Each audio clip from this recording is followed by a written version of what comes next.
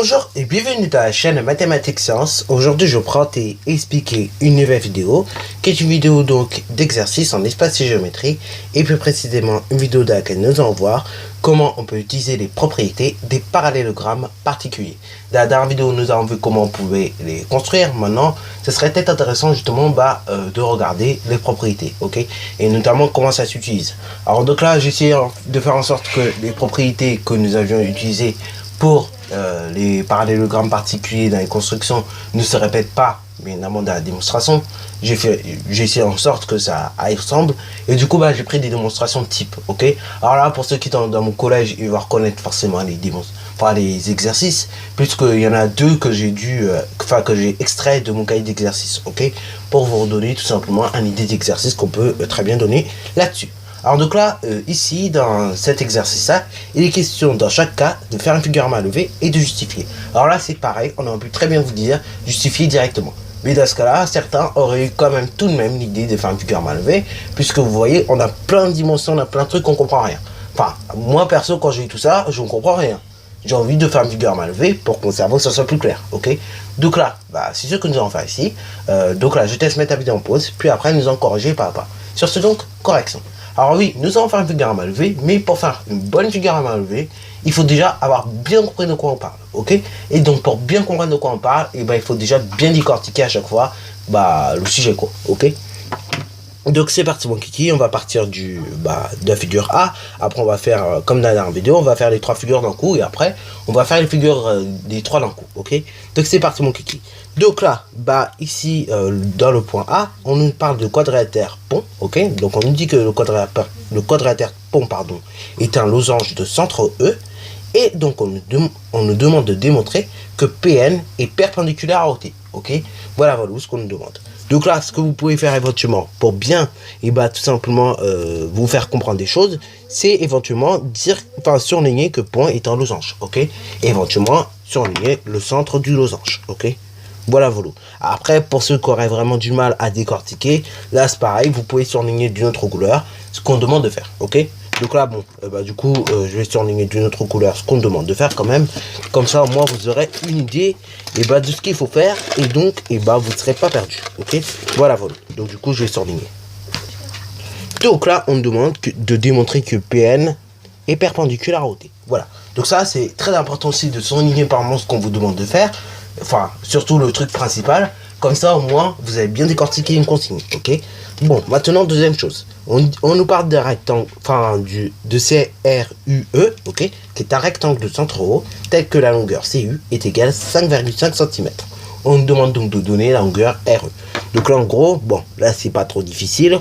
Mais après, pareil pour ceux qui ont du mal, surligner la consigne, ok. On cherche la longueur RE, voilà. Et ainsi, donc, CRUE, ok, CRUE, c'est un rectangle de centre O, tel que CU est égal à 5,5 cm. Donc là, pareil, vous surlignez tout ce qui est nécessaire, ok. Donc là, vous voyez que quand même, il faut bien comprendre la consigne parce qu'il y en a beaucoup qui se tromperaient, ok. Troisièmement, TORE est un carré. Donc là, je vais répéter deux fois, mais bon, c'est un carré de centre D, tel que la longueur TO est égale à 3,7 cm, pardon. Donc on nous demande de donner la longueur OR. Pareil, ceux qui ont du mal avec les consignes, on surligne, ok. Parce que c'est la meilleure façon de toute façon. Si vous surlignez pas, votre cerveau il va être embrouillé. Parce que vous voyez, il y a beaucoup de textes. Par moment, plus dans les textes, ça arrive, quand c'est tapé à la main ou même par le prof lui-même, ça arrive qu'on fasse des fautes. Là, en l'occurrence, j'ai répété deux fois les 5 carrés. Donc là, c'est pour ça que c'est très important de mettre en évidence les informations nécessaires, ok. Et pareil aussi, de préciser toujours de quoi on parle, ok. Donc là, c'est très important de mettre en évidence ces informations. Donc voilà, c'est pour ça que du coup, on fait tout ce surlignage. Bon, voilà, vous avez vu quand même comment on décortique les consignes. Ça prend en moyenne 2-3 minutes, mais c'est tout bête, ok. Essayez, franchement, essayez de le faire. Vous allez voir, ça va vous aider après pour votre figure à main levée. Bon, maintenant, une fois que nous avons bien décortiqué les consignes, maintenant, nous allons rédiger pas à pas les démonstrations. Pareil, une démonstration, on rappelle comment ça fonctionne. Première étape, on dit ce que l'on sait. Deuxième étape, tout simplement, on énonce la propriété ou la définition ou le théorème qui va nous permettre de démontrer. Et enfin, troisième et dernière étape, et ben on conclut. Ok, voilà, en gros comment ça marche. Donc là, c'est parti mon kiki, nous allons réaliser la première démonstration. Alors là, pour faire la première démonstration, d'abord on va tout simplement faire une figure à main levée pour mieux, encore une fois, visualiser de quoi on parle. Ok, donc là c'est parti mon kiki, je vais réaliser donc un quadrilatère que je vais nommer P-O-N-T, ok, et donc qui ressemble plus ou moins à un losange. Ok, P-O-N-T. Donc P-O-N-T est un losange de centre E, pardon.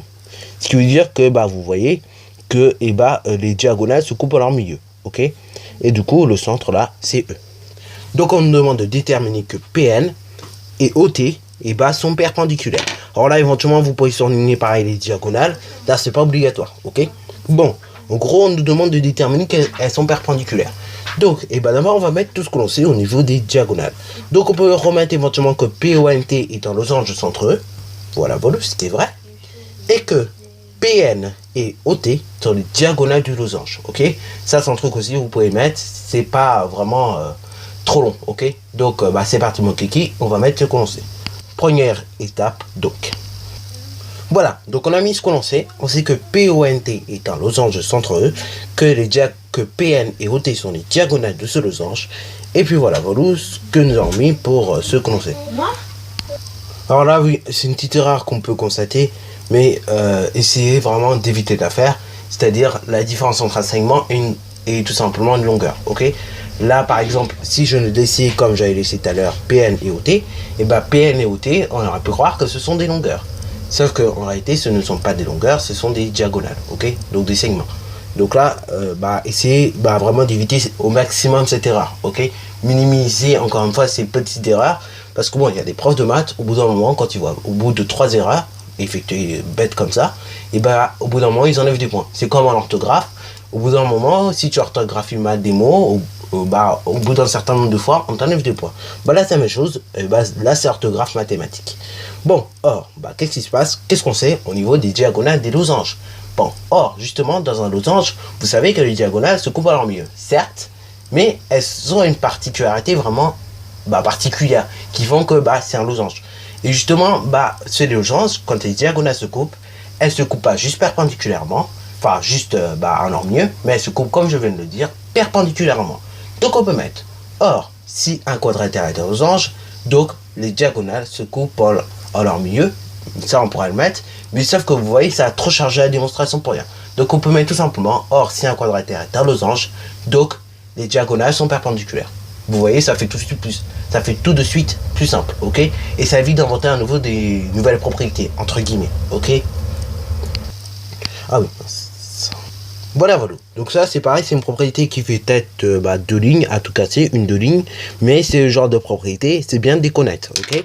Donc là, encore une fois, j'ai pas trop envie de surcharger la tête en disant ça, mais bon, faut quand même le dire, au bout d'un moment, si vous n'apprenez pas vos propriétés, vous aurez du mal à faire les démonstrations.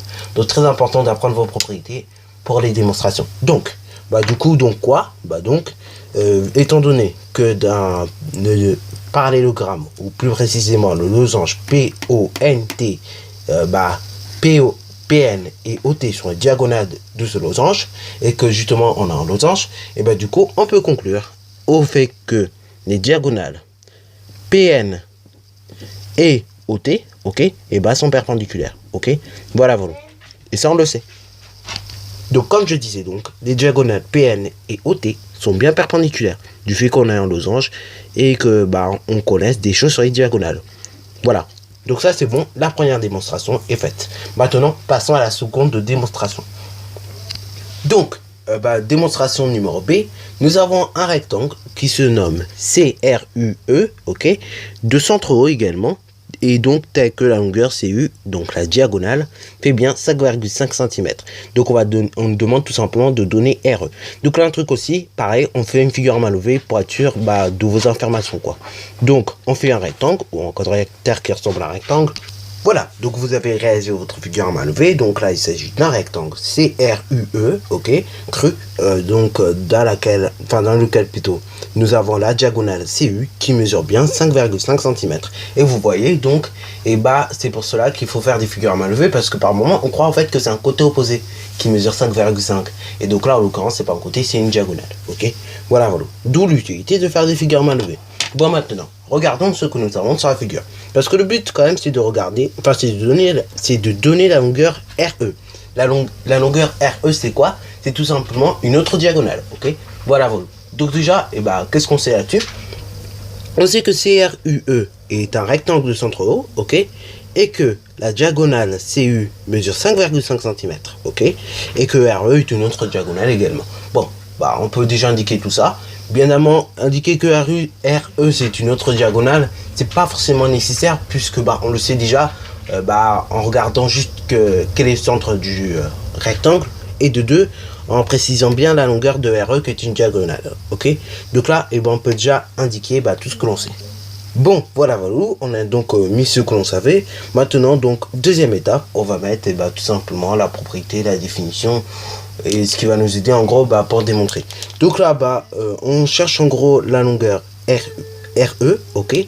Voilà, et donc, tout simplement, donc, comme je disais, donc, RE, c'est une diagonale de ce rectangle-là, ok?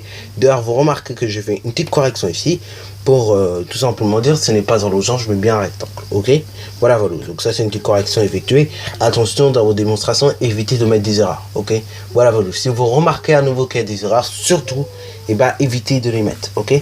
Voilà, D'ailleurs, pareil, je disais tout à l'heure pour les crochets, je viens de la faire, ok? Donc là, attention, évitez les erreurs. Bon, comme je disais, RE, c'est une autre diagonale du rectangle. Et on connaît déjà une longueur d'une diagonale du rectangle. Donc on va essayer de trouver la propriété concernant le rectangle et les diagonales. Et plus précisément, les longueurs du diagonale. Il y a un truc, c'est que les diagonales dans un rectangle se coupent en leur milieu. Et qu'en plus, elles sont de même longueur. Donc là, on va tout simplement dire... Or, si un quadrilatère est un rectangle, dans ce cas-là, les diagonales sont de même longueur. C'est parti mon kiki. Bon, donc, voilà. Troisième étape, maintenant on va conclure. Donc là, on a des diagonales dans un rectangle. Or, on connaît une mesure d'une diagonale. Donc, vu que les diagonales dans un rectangle sont de même mesure, du coup, vu qu'on connaît déjà la mesure de CU qui est une diagonale, forcément, on connaît la mesure de RE qui est une autre diagonale du rectangle, ok? Puisque les diagonales sont de même mesure. Et en revanche, donc, l'autre diagonale, étant donné que nous avons un rectangle, mesurera elle-même 5,5 cm. On peut noter donc que CU est égal à RE, donc soit 5,5 cm. Voilà. Donc, pour la question B, c'est fait. Maintenant, on va faire notre troisième et dernière démonstration. Donc là, on va se concentrer sur le carré TORE, qui est donc un carré de centre D et tel que la longueur TO. Donc, on va voir si c'est une diagonale ou un côté opposé, qui mesure 3,7 cm. Donc voilà. Du coup, j'ai corrigé. Donc du coup, j'ai corrigé l'exercice puisqu'il y avait une petite faute dans l'énoncé au niveau du carré. Donc du coup, le carré, je rectifie. Il s'agit du carré TORE tel que le centre est D et tel que la longueur TR, fait 3,7 cm. Donc du coup, on me demande de donner la longueur OE. Ok, donc je vais rectifier comme ça, au moins l'énoncé sera clair. Bon, sur ce donc, nous allons réaliser une figure à manœuvrer pour bien comprendre la situation. Donc du coup, pour ceux qui auraient vu le début de la vidéo, je le mets au début de la vidéo, qu'il y a une petite erreur sur l'énoncé C. Et du coup, je vous remettrai pareil les bonnes mesures, puisque sinon, clairement, l'exercice est infaisable. Parce que du coup, si je laissais mes données telles qu'elles étaient, ça n'allait pas le faire. Donc le C, nous avons un carré qui se nomme TO RE, tel que la longueur TR est égale à 3,7 cm. Donc voilà, surtout faites une flèche, c'est plus pratique. Donc ça fait 3,7 cm. Et donc également ce carré, il est de centre, il est de centre D. Ok, voilà. Donc là, c'est bon. Une fois que nous avons regardé sur la figure à manœuvrer qu'est-ce que ça donnait, on met ce que l'on sait sur le carré. Donc là, tout simplement, on sait que TORE est un carré de centre D, tel que la longueur TR est égale à 3,7 cm. C'est tout ce qu'on peut mettre pour l'instant. Donc, voilà, nous avons donc tout simplement mis ce qu'on savait sur le carré TORE. Maintenant, deuxième étape, or. Or, qu'est-ce qui se passe? Vous avez tout simplement deux diagonales dans un carré, ok? Voilà. Et puis, vous connaissez une longueur, ok? Et on cherche une deuxième longueur, puisque c'est ça qu'on cherche. Donc là, pareil, on va chercher la bonne propriété sur le carré au niveau des diagonales. Et vous savez que les diagonales dans un carré, c'est à la fois, elles ont à la fois les propriétés du losange et à la fois les propriétés du rectangle, ok? Les diagonales dans un carré sont de même longueur et perpendiculaires. Bon, alors là, pour faire simple, souvent, quand on a des démonstrations comme ça, souvent, on ne met que l'essentiel. Donc là, on va juste, pareil, mettre que dans un carré, les diagonales sont perpendiculaires. Donc, or, dans un carré, les diagonales sont perpendiculaires. Donc, on conclura, voilà, pour la fin. Donc, du coup, maintenant, nous avons un carré, nous avons des diagonales, on connaît les mesures. Donc, du coup, du fait que dans un carré, les diagonales se coupent à leur milieu et ont une même mesure, du coup, la longueur TR sera la même que la longueur OE, ce qui veut dire elle sera égale à 3,7 cm. On peut donc conclure comme ça. Voilà. Sur ce donc, la longueur TR est la même que OE, ce qui veut dire que OE mesure bien 3,7 cm. Sur ce donc, c'est déjà la fin de cette vidéo. Si tu as bien aimé, n'hésite surtout pas à liker, à commenter et bonne reste à toi en mathématiques et en sciences.